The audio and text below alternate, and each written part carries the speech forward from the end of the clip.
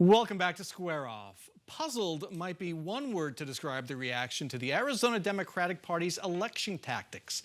Last week, the party sent a complaint to Republican Attorney General Mark Brnovich demanding an investigation into an alleged redistricting conspiracy to help Republicans.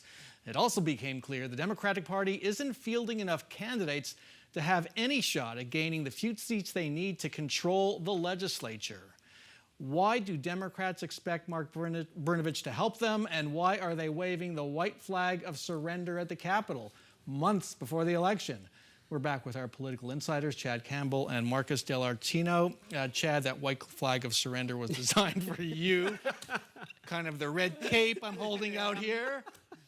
Let's talk with the legislature first. It does not appear that the House is winnable for Democrats. There right just aren't now, enough candidates. Here's the situation, though, on this. And I know it's counterintuitive, but look, conventional wisdom has this being a very bad year for Democrats nationally. Whenever you have one party in control of D.C., with some of the economic issues we're seeing, we expect that to trickle down ballot.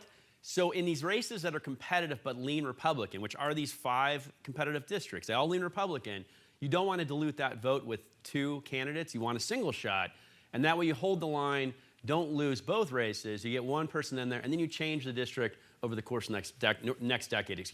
And there's proof in that. It's happened currently in the current map in LD 18 and LD 28. Both those districts shifted to Democrats over the 10 years, and LD 17 is under that process right now. So this is a sneaky strategy to actually take over the House. Yeah, look, anybody who looks at the new maps knows Democrats cannot get the majority next year. I mean, I shouldn't say can't, but it would be impossible. It would be nearly impossible. So can't is the same as impossible. Well, no, but what you're doing is you're holding the line this year, and then 2024 is when it will be competitive. I fully believe that. So do a little rope-a-dope this time. Marcus, you buying that? I don't think it's going to get better in 2024. I think the white flag's going to actually get bigger. Listen, you got to energize the party. You got to have candidates around it. You got to have activity. You got to bring in the revenue, the fundraising machine. The strategy makes. I understand where it's going, but I don't think anything's going to get better anytime for the Democratic Party in the short version. I think midterms are going to kill them, and frankly, I think going into the next election, the presidential election, is going to be rough for them too. Let's move to the Attorney General's race, Attorney General's office, and the Democrats asking Mark Brnovich to help them out on redistricting, investigate what happened in crafting certain districts that would help Republican candidates. Why do they go to Brnovich? You really expect Mark Brnovich, Republican running for the U.S. Senate, to do anything for Democrats? No, and I think that's probably the point, though, is let's see if he actually wants to do his job, right? And his job is to uphold the rule of law.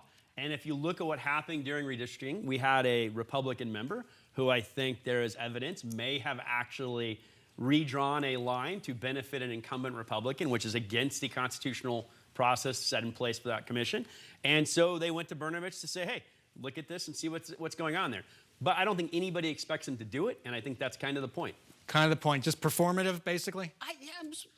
A PR stunt, really, at the end of the day. I think if you really wanted to move the ball in this, you would have filed a lawsuit. This seems just like and that may still happen. That may still happen. Who knows? But I think this could be the first shot across the bow or first step in the process. All right, got ended there. Chad Campbell, Marcus Dell'Artino, thank you so much for joining us. Thanks for having us. Thank you.